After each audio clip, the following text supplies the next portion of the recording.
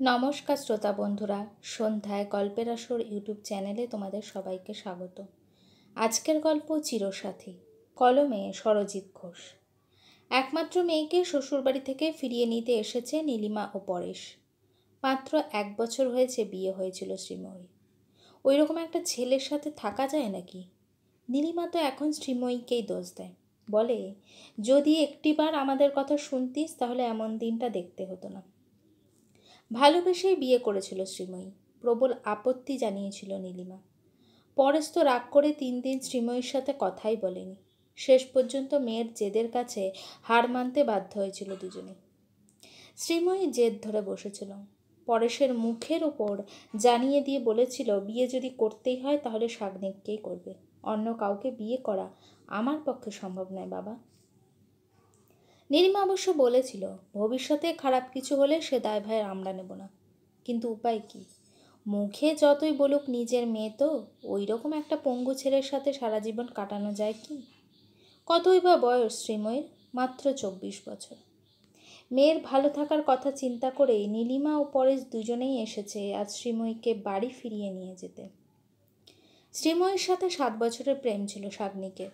মধ্যবিত্ত সাগ্নিক শ্রীময়ীর যোগ্য নয় বলেই দাবি করেছিল পরেশ। নীলিমা বলেছিল ওই তো একটা প্রাইভেট ফার্মের চাকরি, কত টাকার বেতন পায়, তোকে ভালো রাখতে পারবে তো? চুপচাপ শান্ত স্বভাবে শ্রীময়ী বলেছিল টাকাটাই বড় হলো মা, ভালোবাসার কোনো দাম নেই, টাকাটাই সব, ভালো থাকতে গেলে টাকা লাগে, ওই ছেলেটার আছে অত টাকা? টাকা না থাকে থাকুক, শুধু ও থাকলেই হবে।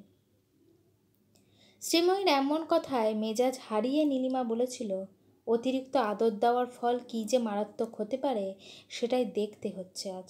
শাসনটা অনেক আগেই করা দরকার ছিল তোকে। কে জানতো বিয়ের 1 বছরের মধ্যেই সাগ্নিক 2 পায়ের শক্তি হারাবে। সবই কপাল, তা না হলে এইভাবে দুর্ঘটনা ঘটে? বাড়ি থেকে মাত্র 1.5 কিলোমিটার দূরেই ঘটল দুর্ঘটনা। বাইক অ্যাক্সিডেন্টে গুরুতর আঘাত লাগে কোমরে, তারপর থেকে এই অবস্থা, একেবারে প্যারালাইসিস। ডাক্তারবাবু বলেই দিয়েছিল ফিজিওথেরাপি দীর্ঘদিন চালিয়ে যেতে হবে, সুস্থ যে হবে এমন গ্যারান্টি ডাক্তারও দিতে পারেনি। তবে চেষ্টা করে দেখতে দোষ কি? মধ্যবিত্ত পরিবারের সাগ্নিকই ছিল একমাত্র রোজগেরে। সমর এমনিতেই অসুস্থ, সমর মানে সাগ্নিকের বাবা। ওই তো ছোট্ট একটা চায়ের দোকান চালায়, তাতেই আয় বা কতটুকু? সমরের সামান্য ওই আয়েই ছেলেকে পড়াশোনা করিয়েছে। যখনই বেশি টাকার দরকার হয়েছে ছেলের পড়াশোনার জন্য সরমার একজোড়া সোনার বালা দুটো কতবার যে রতনকুণ্ডুর দোকানে বন্ধক দিতে হয়েছে সেটা একমাত্র সরমাই জানে। বাবা মায়ের একমাত্র ভরসা ছিল সাগ্নিকই। চায়ের দোকানে চা খেতে এসে অনেকেই সমরকে বলতো আর কেন কষ্ট করছো, ছেলে তো রোজগার করছে। সমর হেসে বলতো বাড়িতে বসে থেকেই বা কী করব, নড়ে চড়ে বেড়াই বলেই তো শরীরটা ভালো থাকে। তবে সে তুলনায় শ্রীময়ীদের অবস্থা বেশ ভালো। পরেশ ও নীলিমা দুজনেই সরকারি চাকরি। শ্রীময়ী কখনো অভাব বোঝেনি, অথচ ভাগ্যের কি পরিহাস, এই অবস্থায় পড়ে শ্রীময়ীকে এখন সকাল বিকাল টিউশন করতে হচ্ছে। কে জানতো এমন একটা দিন আসবে? মেয়ের এই অবস্থা দেখে নীলিমা শ্রীময়ীকে বুঝিয়েছে, বলেছে ওইভাবে থাকতে থাকতে তুইও একদিন শেষ হয়ে যাবি, আমাদের কিসের অভাব আছে বলতো? ওই পঙ্গু ছেলেটা তোর জীবনটা নষ্ট করে দিল। তোর বাবা একটা ভালো ছেলে দেখে ভালো করে বিয়ে দেবে তোর, যা জিনিসপত্র আছে সব নিয়ে ফিরে চল। সাগ্নিকের এমন অবস্থা দেখেও সামান্য সিম্প্যাথিটুকুও দেখায়নি নীলিমা ও পরেশ, বরং বাড়িতে এসে শ্রীময়ীকে বলেছে ডিভোর্সের জন্য ফাইল করতে। পাশের ঘর থেকে সাগ্নিকের কানে আসছিল পরেশের কথাগুলো। পরেশ বলছিল শোনো মা, জীবনটা ছেলে খেলা নয়, তাই ডিসিশনটা খুব তাড়াতাড়ি নিতে হবে তোকে। আমার কাছেরই বন্ধু একজন বড় অ্যাডভোকেট, তুই ওর সাথে কথা বল, ওই একমাত্র তোকে গাইড করতে পারবে। এমন কথা শুনে সাগ্নিকের চোখে জল ভেসে যাচ্ছিল। ভালোবাসার মানুষকে আলাদা করে দেওয়ার জন্য কি নিপুণ চেষ্টা! পরেশের এমন কথায় কোনো প্রতিবাদ করেনি শ্রীময়ী। সাগ্নিক ভাবতে থাকে মানুষ কত পরিবর্তন হতে পারে।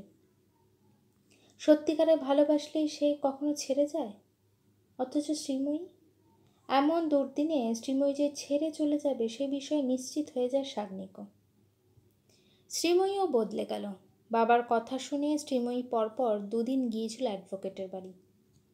সেদিন শ্রীময়ীকে বাড়ি থেকে বের হতে দেখে শর্মা জিজ্ঞেস করেছিল, কোথাও যাবি নাকি? একটা ভালো উকিলের খোঁজ পেয়েছি, আমি ওনার কাছেই যাব।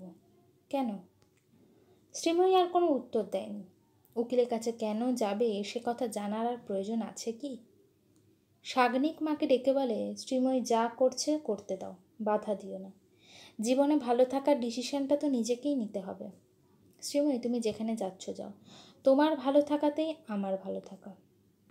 কোনো কথা না বলেই সেদিন বেরিয়ে গিয়েছিল শ্রীময়ী। কাউকে জোর করে ধরে রাখা যায় না। সাগ্নিকের কী বা যোগ্যতা আছে যে আটকে রাখবে শ্রীময়ীকে? নিজের স্বার্থের কাছে ভালোবাসাও হেরে যায়। যাই হোক, সকাল থেকেই তোড়জোড় চলছিল। বিয়েতে দেওয়া জিনিসপত্র সব কিছু গোছানো হয়ে গেছে। দামি খাট, আলমারি, ঘরভর্তি কত জিনিস। প্রেম করে বিয়ে করলেও শ্রীময়ীকে গয়নাও দিয়েছিল বেশ সাজিয়ে। সেসব গয়না আলমারি থেকে বের করে নীলিমা নিজের কাছে থাকা ব্যাগটায় ভরে নিয়েছে। শ্রীময়ীর এই চলে যাওয়াটাও মেনে নিতে পারছিল না সমর ও সরমা। মধ্যবিত্ত বাড়ির মানুষদের এই এক বড় সমস্যা, না পারে কারোর কাছে হাত পাততে, না পারে মুখে কিছু বলতে। ছেলের মুখের দিকে তাকালেই চোখে জল এসে যাচ্ছিল সরমার, কিন্তু উপায় কি? এদিকে শ্রীময়ীও রেডি হয়ে চলে যাওয়ার জন্য বেশি পরিপাটি করে শাড়ি পরেছে আজ। শাড়ি পরেছে দেখে নীলিমা বলে, আবার শাড়ি পরার কি দরকার ছিল? অত চুড়িদার কুর্তি তোর একটা পরে নিতেই পারতিস। নিজের বাড়িতে যাবি তা আবার শাড়ি পরতে হবে? আসলে তোর দোষ নয়, দোষ এইরকম একটা গেও পরিবেশে। শাড়ি পরতে পরতে তুই নিজে আরও গেও হয়ে গিয়েছিস। নিজেকে আপডেট করতে শেখ, তবেই না মাথা উঁচু করে বাঁচবি। নীলিমার এমন কথা শুনে শ্রীময়ী বলে, ঠিক বলেছ মা, নিজেকে আপডেট করতেই হবে। অনেক আগেই এই আপডেট করার দরকার ছিল, বড্ড দেরি হয়ে গেল। নীলিমা হেসে বলে, যাক, এতদিন পরে তুই সত্যিটা বুঝতে পেরেছিস তাহলে। মা বাবা কখনো খারাপ চায়, কোথাও শুনেছিস? শ্রীময়ী হেসে বলে, না, মা বাবা তো কখনোই খারাপ চায় না। কতদিন পর তোর মুখে হাসি দেখলাম, বুঝতে পারছিস আজ কত ভালো লাগছে আমাদের। আমারও খুব ভালো লাগছে মা। তা সব কিছু গুছিয়ে নিয়েছো তো? সোনার গয়নাগুলো একটু দেখে নিও, কম টাকার জিনিস তো নয়, তাই না? আরে সব নেওয়া হয়ে গেছে, সোনার জিনিসগুলো দেখে আবার নেব না? পাশের ঘরে বিছানায় শুয়ে সমস্ত কথোপকথন শুনছিল সাগ্নিক। বুকটা ফেটে যাচ্ছিল। ভালোবাসার মানুষ ঘর ছেড়ে চলে যাচ্ছে। সাগ্নিকের চোখের কোণে জল। সরমা শাড়ির আঁচলটা টেনে নিয়ে চোখ দুটো মুছিয়ে দিয়ে ছেলেকে বলল, সব কিছুই কপাল বাবা, মেনে নিতে হবে। এদিকে নীলিমা তাড়া দিয়ে বলে, আর দেরি করে লাভ নেই, চল এবার, বাইরে আমাদের গাড়ি দাঁড়িয়ে আছে, গিয়ে বস। শ্রীময়ী জবাব দেয়, গাড়িতে নয় মা, আমি অটোতে যাব। শ্রীময়ীর এমন কথায় অবাক হয় নীলিমা। অটোতে? অটোতে কোথায় যাবি? আমি তো তোমাদের সাথে যাব না মা। যাবি না মানে? এই যে শাড়ি পরে রেডি হয়েছিস। শ্রীময়ী এবার হাসে। হাসতে হাসতেই বলে, ভাবলে কি করে আমি তোমাদের সাথে যাব? তোমাদের তো বলাই হয়নি, আজ আমার একটা ইন্টারভিউ আছে, আশা করি চাকরিটা হয়েও যাবে। আমি চাকরি না করলে সাগ্নিককে কে দেখবে বলো তোমা? তাছাড়া এই বয়সে এসে ওই দুটো বয়স্ক মানুষ, ওরাই বা কোথায় যাবে? আমার শ্বশুরমশাই ওষুধ খায় মাসে 2000 টাকা, 2 মাস ওষুধ খাওয়া বন্ধ আছে।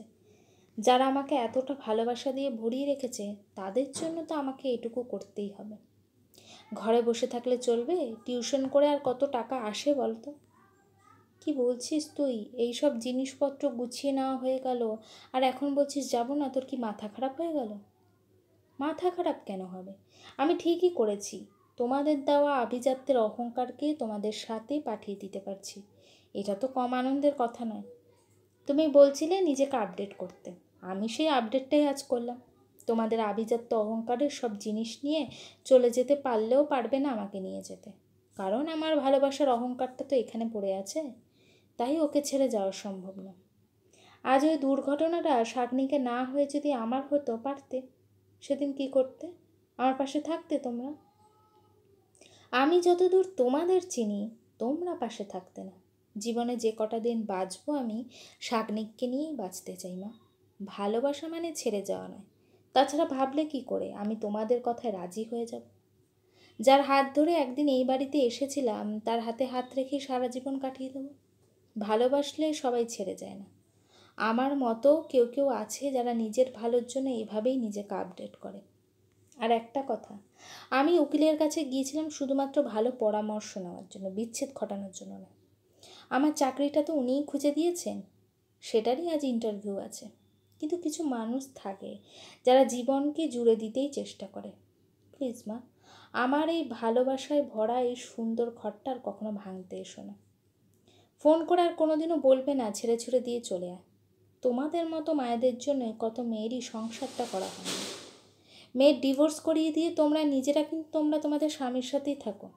কি অদ্ভুত তোমরা। সে যাই হোক, এবার আসতে পারো মা, অনেক দেরি হয়ে গেল আমাকে যে অটো ধরতে হবে। গল্পটা কেমন লাগলো অবশ্যই আমাকে কমেন্ট করে জানিও। আর আমার চ্যানেলের গল্পগুলো যদি তোমাদের ভালো লেগে থাকে চ্যানেলটিকে সাবস্ক্রাইব করে পাশে থেকো।